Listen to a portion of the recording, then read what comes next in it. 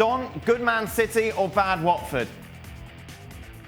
Well, I was very fortunate. I'd done the commentary on this game, and Watford were abysmal.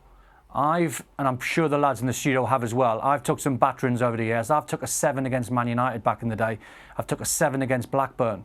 But not in my lifetime have I ever been 5-0 down inside 18 minutes. And it was an absolute collapse from Watford. They were shocking. But at the same time, it was just an absolute joy to commentate on the way Man City were playing. Bernardo Silva got the match ball, but in my opinion, I thought Kevin De Bruyne just ran the show.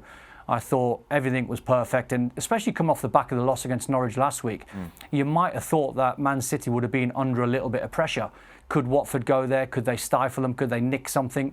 After 55 seconds, when Man City went 1-0 up, the game was done. And then all of a sudden, Ben Foster at 36, he gives a ridiculous penalty away on 6 minutes to make it 2. And you just know there's no way back for Watford. But I didn't see the collapse coming. And as I said, they were breaking records on as the third goal went in, they broke records. As the fourth goal went in, and then fifth inside 18 minutes. And in all honesty, it was 8, but they hit the woodwork 3 times as well. It could have been 12. Good City or bad Watford? Wonderful City in the attacking half. Let's not forget, at 1-0, Gerard Deulofeu has a 1v1 situation against Ederson. He scores that, maybe changes.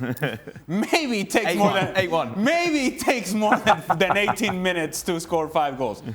The point is that Manchester City, when they're playing like this, they're unstoppable, regardless against who they play.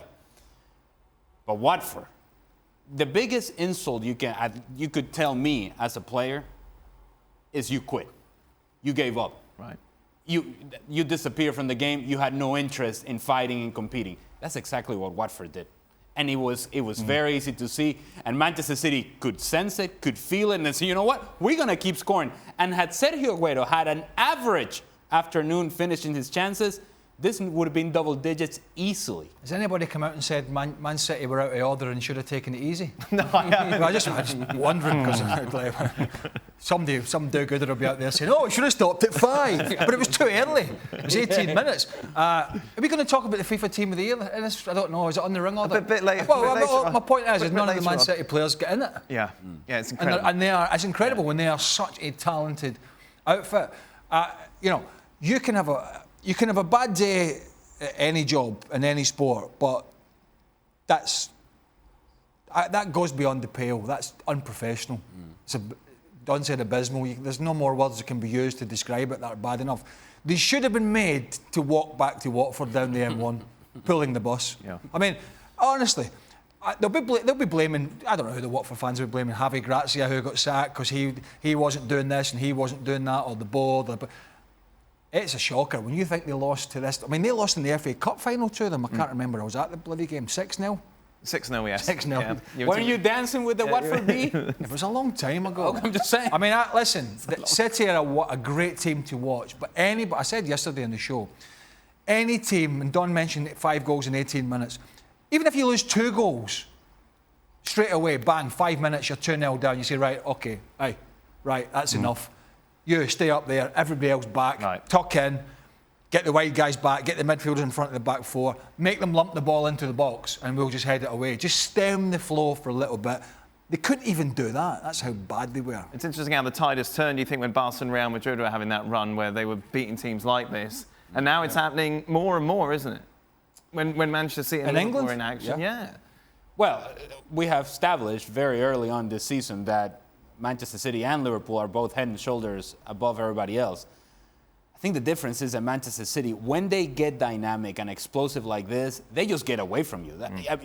They run and hide, and you can't stop them. And it's a mentality thing as well that even a team that it goes up 3-0, 4-0 within the first 10, 15 minutes, you would think that maybe they start knocking the ball around. They couldn't wait to go on the attack again. They couldn't wait to create another opportunity. They couldn't wait to score more goals. That also speaks about Manchester City and their ability to enjoy the game while they're playing it. In order to do that, you have to have good players out on the field, and they have the best. I said before, Premier League is a problem for the Premier League. This is it, isn't it? It's like the so-called greatest league in the world. It's a problem. It's a bit like the form of the teams in Europe. 3 or 4 years ago was a problem. They could have said at the time it wasn't, but it was. When you try to sell a brand and your teams are not doing well in Europe, fortunately they've sorted that out for their point of view. But it is a problem when the teams that are getting relegated are getting something like 100 million. You know, when you think about the money that's feeding up to even the mid-level teams, could be, I don't know, between 100 and 150 million, and you have those finances, but I know you can't compete with Liverpool and City and Man United financially, but with those finances, you should still be able to put a better product on that's going to at least make it a closer call.